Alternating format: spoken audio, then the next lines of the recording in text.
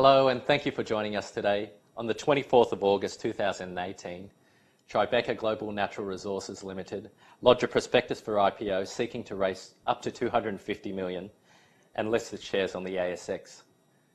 Morgans is delighted to be a joint lead manager to the IPO, and today we're joined by Craig Evans, co-portfolio manager, who along with Ben Cleary established the fund and set up the investment strategy. Since inception, it's returned investors a very impressive 57% compound net annual return since it was established in October 2015. Here's the chat that I had with Craig. Craig, thanks for joining us today. Investors have normally had a natural bias away from the resources sector, just given the inherent volatility in commodity prices, lack of technical understanding and general understanding of where we are in the resources cycle. Why do you think investors should have a exposure into resources? Yeah, it's a good question, Andrew. I think one of the main points is obviously that technical side. It's one of the main reasons we set the strategy up the way that we have. We've got 4 analysts on the equity side, including commodities. So commodity top level down, we've got 1, 3 other analysts on the equity side, and then we've got 2 to 3 on the credit side as well. So from a technical point of view, it's a really clear point for us of differentiation in terms of we've got one of the bigger teams, we've got the biggest team in Asia probably, and if not globally. I think also to look at it, the Australian market in the context of global is also really important. I think for investors that look at the Australian market, I think our investable universe, metals, mining, energy and soft commodities globally is 9 trillion Aussie dollars. I think the Australian market by market cap actually only accounts for about 8% of that, 7 or 8% of that. So, from an Australia only perspective, I can understand why investors would look at that. And that's one of the reasons we set the strategy up, 1, with the specialisation, 2, the style being long short, and 3, making sure that it's global. Our background was all, the bulk of our team sort of ex-Macquarie. So we'd looked at this from a global perspective for a couple of decades. So it's a very clear differentiated point for us in terms of that specialisation and the style of the way we go about it. In considering an investment into resources, I guess one of the most obvious questions is where we are in the commodity cycle and the resource cycle. Where do you think we are at the moment? Yeah, it's a very critical point. I think, we obviously came through a period, sort of 2014, with the strategy where we'd been running net short for a long period of time. In that crossover time frame of sort of 2016, we got the fund going net long. We run the fund in a sort of minus 20% to plus 60% type of net exposure. We're towards the higher end of that at the moment. Our view still is, while many investment banks and so on are saying it's late in cycle and so on, that through those timeframes, there's just been a lot of underinvestment. The good news is, the bigger cap companies like BHP and Rio returning capital to shareholders, it's great. But the investment in growth is still not sort of where we see that it should be versus GDP and demand. So, across commodities, particularly in the base metals, we see that, we still see some upside there, definitely. Coal in the energy space, we still see some upside at an equities level. The implied valuations are still pretty good. But by the same token, we still see an opportunity for shorts. Probably not as many as we had a couple of years ago, but they're still presenting themselves at a single stock level. But broadly, we're still net positive for the time being. What type of instruments will you be investing in the fund? And I guess if you can also touch on how you differ from perhaps some of the other listed funds available out there.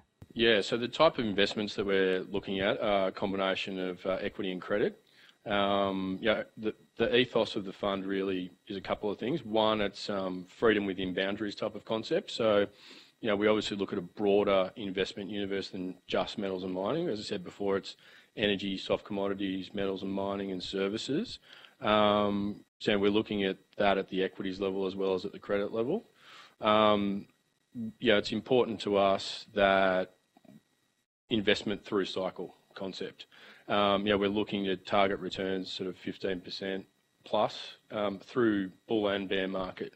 If we look at commodities generally, if you just stayed long through thick and thin of investment cycles, you generally don't get a great return. So that's a big component for us as to, one, why the combination of equity and credit, and two, also the style of being long and short.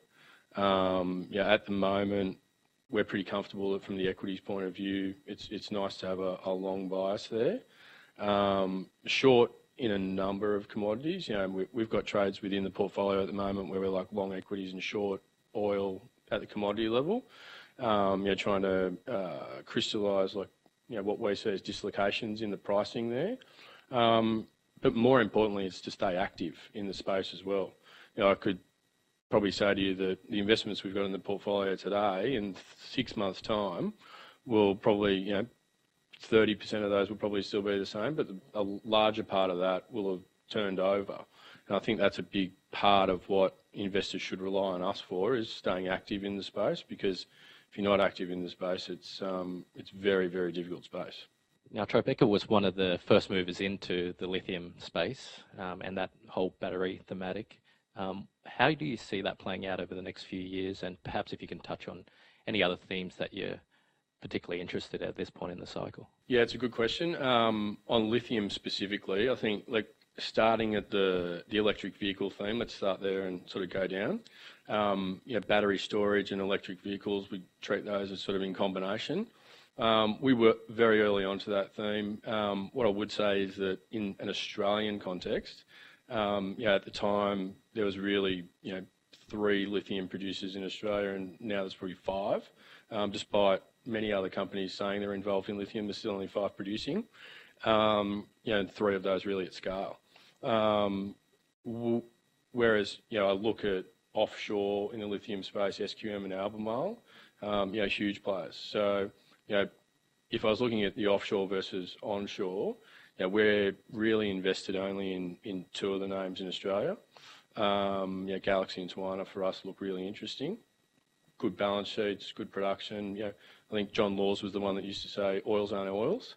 And I think it's a very important part of this lithium space. Lithium ain't lithium either across the board. There's varying qualities and varying production and balance sheets. So it's really important to us. But as a thematic, we don't see the electric vehicle aspect going away at all. It's probably increasing, right?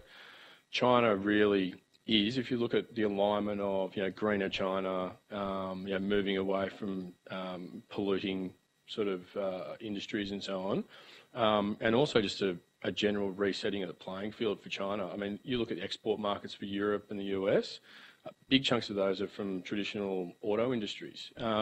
This is China's big ability to see a resetting of the playing field and take a big share of that market.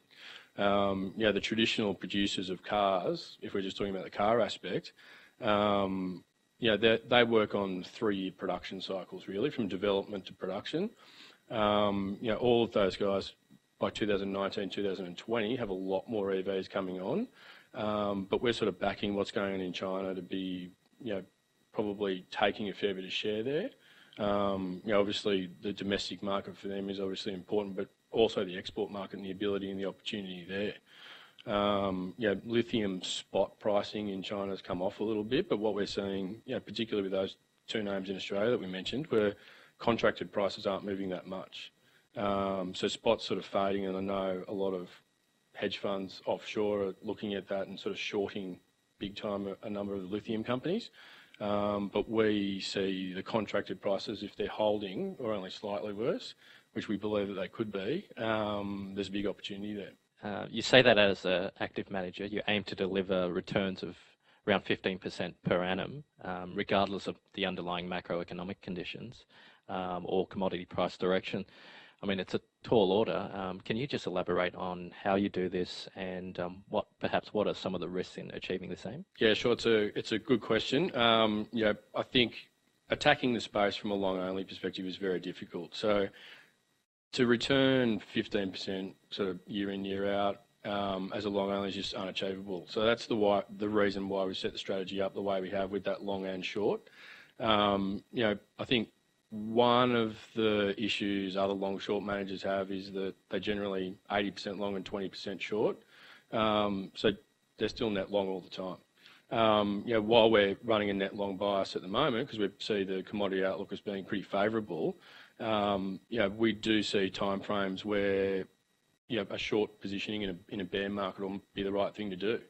The combination of equity short and a little bit of credit in the portfolio, credit deals that we've done with companies directly, not sort of necessarily in big syndicated markets, but directly give us the ability to have that carry through all types of cycle, and high conviction. One of the aspects is we're really very fundamental. So we start with the commodity top-down view as a starting point, and then bottom-up stock conviction. We really only run 30 to 60 positions in the portfolio. So we're doing a lot of heavy lifting on the analytics there, and high conviction, active and long short are the key aspects of the portfolio that allow us to do that. Thanks very much for your time today, Craig. If you are interested in an investment in the Tribeca Global Natural Resources Limited company, you can do so via a copy of the prospectus. All information is also available on our website, and please speak to your Morgans advisor if you need any further information. Thank you.